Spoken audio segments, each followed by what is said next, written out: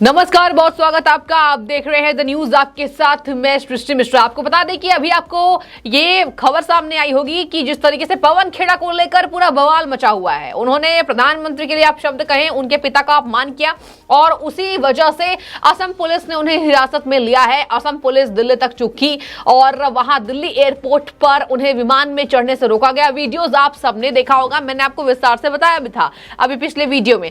अब आपको नई खबर बताती हूं जहां पर यह बात सामने आ रही है। अब जनता ये कहने को आतुर हो गई है कि यही है कांग्रेस की धरातल पर स्थिति, जहां पर सुप्रीम कोर्ट में जब ये मामला कांग्रेस लेकर गई तो chief justice of India DY Chandrachud ने पूछा, अभिषेक मनु सिंघवी जो कांग्रेस की तरफ से वकालत कर रहे हैं, उनसे पूछा उन्होंने, कौन है पवन खेड़ा।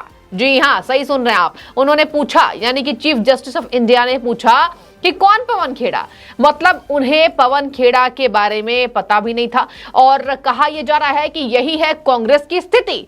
जो बेइज्जती हुई है, कहीं ना कहीं ये बेइज्जती के तौर पर जनता देख रही है कि कांग्रेस की बेइज्जती हो गई, पवन खेड़ा की बेइज्जती हो गई। और पवन खेड़ा विवादों में आने की वजह से, कहीं ना कहीं फेमस होने की वजह से उन्होंने ये तंज कसा था जो उनको भारी पड़ चुका है।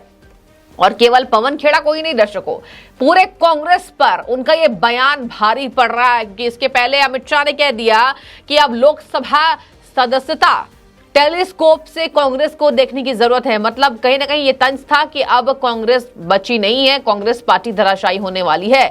तो देखिए बवाल मचा हुआ है। अब पूरे विस्तार से आपको बता देते हैं। अभी सुप्रीम कोर्ट में इस बाबत सुनवाई चल रही है, रिजल्ट क्या आएगा ये आप सबके सामने होगा। जहां पर कहा जा रहा है कि कहीं ना कहीं जानबूझकर, हालांकि उन्होंने प्रेस कॉन्फ्रेंस में कहा था कि नरेंद्र दामोदर दास या नरेंद्र गौतम दास, तो फिर कहा था कि भले नाम दामोदर दास हो लेकिन काम गौतम दास वाले ही हैं। इसके बाद से ही बवाल मचा हुआ था और आपको बता दें कि अब ये मामला सुप्रीम कोर्ट कांग्रेस लेके चली गई है।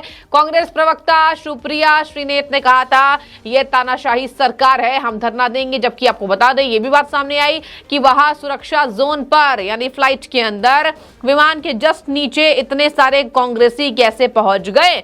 सुरक्षा में कहीं ना कहीं कांग्रेस बाधा डालने की कोशिश कर रहे हैं, ये प्री प्लानिंग था। और कहीं ना कहीं कांग्रेस को यह बात पता था कि कहीं ना कहीं असम पुलिस ने दिल्ली पुलिस को हिदायत दी है कि गिरफ्तार करो, और एक टुकड़ी अपनी असम से भेजी दिल्ली गिरफ्तार करने के लिए। जहां पर आपको बता दें अलग अलग राज्यों में उनके खिलाफ शिकायत दर्ज की जा चुकी है। आपको मैंने पूरे विस्तार से IPC की धाराओं को भी बताया था, कौन कौन सी धाराओं के अंतर्गत उनकी गिरफ्तारी होनी तय है। अब आपको बताते हैं कि जिस तरीके से उनको गिरफ्तार कर लिया गया है, बवाल मचा हुआ है। जहां पर सुप्रिया ने कहा, प्रवक्ता ने कहा है कि कहीं ना कहीं ये तानाशाही है, हम बर्दाश्त नहीं करेंगे। तो बात ये सामने उठ रही है कि आप माफी क्यों नहीं मंगवाते। अगर कांग्रेस पार्टी को ये जो ड्रामा चल रहा है वो नहीं चाहिए, और ड्रामा तो खुद कांग्रेस पार्टी कर रही है, धरना दे रही है और विमान को जाने से तक रोक दिया, फ्लाइट डिले हो गई कांग्रेसियों की वजह से। आम जनता कहीं ना कहीं ये बात भी करने को तैयार थी कि जिस तरीके से कांग्रेस का ये ड्रामा है, ये इसलिए हुआ है क्योंकि आने वाले लोकसभा चुनाव में कांग्रेस जानती कि इसकी स्थिति क्या होने वाली है। आपको बता दें कि अब जिस तरीके से DY चंद्रचूड़ ने यह प्रश्न पूछा, कौन है पवन खेड़ा, तो उसके बाद से कहा जा रहा है कि कांग्रेस की बेइज्जती हुई है। कांग्रेस की क्या स्थिति है ये साफ कर दिया सुप्रीम कोर्ट के कहीं ना कहीं चीफ जस्टिस ने। आपको बता दें कि इस पर मनु सिंघवी ने उनको जवाब दिया, और साथ ही जो एडवोकेट हैं कांग्रेस की तरफ से, मनु सिंघवी, अभिषेक मनु सिंघवी, उन्होंने ये भी कहा कि आई डिडंट अप्रूव इट, मतलब कि मैं इसको अप्रूव नहीं करता हूं। पवन खेड़ा ने जो बयान दिया है, जो नाम को लेकर कंफ्यूजन के तौर पर उन्होंने दिखाया कि मैंने जो बयान दिया, बाद में उन्होंने ट्वीट किया कि मैंने कोई अपमान नहीं किया है, मैंने प्रधानमंत्री के पिता का कोई अपमान नहीं किया। हालांकि बीजेपी कह रही है कि अगर अपमान नहीं किया होता तो वो जानबूझकर उनकी जुबान नहीं फिसलती। वीडियो से पता चल रहा है उनकी जुबान नहीं फिसली है, उन्होंने मजाक बनाया। तो अब अभिषेक मनु सिंघवी ने अपना पल्ला झाड़ा है, जो वकालत कर रहे हैं उनकी तरफ से। कहा जा रहा है कि अभिषेक मनु सिंघवी ने कहा कि मैं इस बात पर सहमत नहीं हूं जो उन्होंने बयान दिया है, लेकिन तब भी मैं जो शिकायत की गई है उसके खिलाफ हूं कि कहीं ना कहीं ये शिकायत जो है वो गलत है। इसी के लिए कहीं ना कहीं ये जो लड़ाई है BJP versus Congress, BJP versus Pawan Khera, वो सुप्रीम कोर्ट तक पहुंच गई है।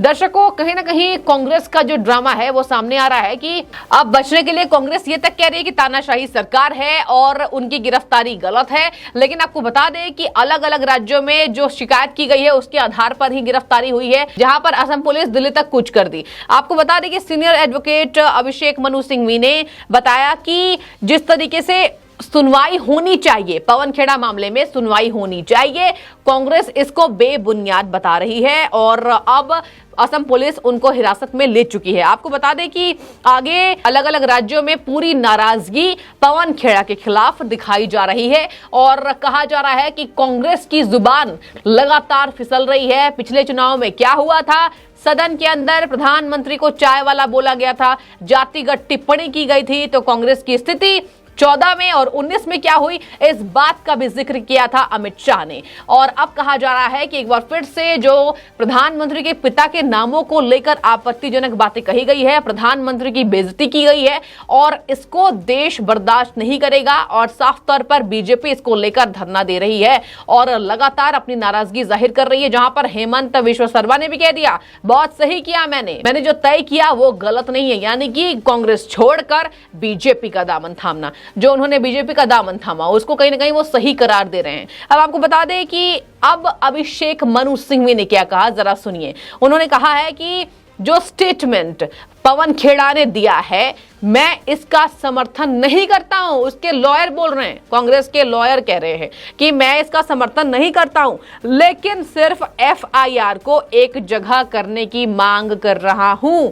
एफआईआर को एक जगह कर दिया जाए। आपको पहले ही मैंने बताया कि लखनऊ के हजरतगंज थाने में भी कहीं ना कहीं बीजेपी नेता के बोलने के बाद ये शिकायत दर्ज की गई थी। और आगे अब अभिषेक मनु सिंघवी क्या कहते हैं, जरा सुनिए। उन्होंने कहा, पवन खेड़ा 11 बजे फ्लाइट में बैठ गए थे, फिर उन्हें अचानक फ्लाइट से उतार दिया गया, जिसका आधार बनारस, लखनऊ और असम में दर्ज हुई शिकायतें हैं।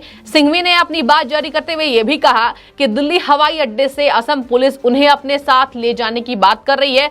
वो लोग वहां 3 बजे तक हैं और कहीं ना कहीं अब सीजेआई चंद्रचूड़ ने जिस तरीके से पूछा है कौन पवन खेड़ा, इस पर सियासत गरमाई हुई है कि अब पवन खेड़ा को भी लोग नहीं जान रहे हैं और सुप्रीम कोर्ट के जज नहीं जान रहे। तो इस बात पर जनता ये कह रही है कि ये है कांग्रेस की स्थिति। कौन पवन खेड़ा, ये शब्द काफी है। चंद्रचूड़ ने जो बातें कही हैं वो काफी है। जब वो अभिषेक मनु सिंघवी से पूछ रहे थे कि कौन पवन खेड़ा है जिसके खिलाफ शिकायत दर्ज की जा चुकी है और अब इसकी सुनवाई सुप्रीम कोर्ट में चल रही है, तो सुप्रीम कोर्ट अब क्या तय करती है, दर्शकों देखने वाली बात होगी, क्योंकि अभी सुनवाई चल रही है। अब आगे इसका नतीजा क्या आता है और कांग्रेस की इससे कितनी मुश्किलें बढ़ती हुई, क्योंकि कहा जा रहा है कि कहीं ना कहीं बेड़ा गर्क करने का काम पवन खेड़ा ने इस बयानबाजी की बात कर दिया है। तो आपकी जो भी राय हो हमें कमेंट सेक्शन में बताइए। आपका बहुत धन्यवाद द न्यूज से जुड़ने के लिए। अभी देखते हैं, ये लंबी लड़ाई है, लड़ने को तैयार है।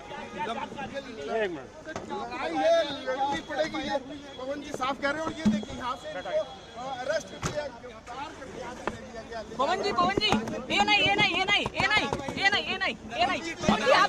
आपका क्या कहना है?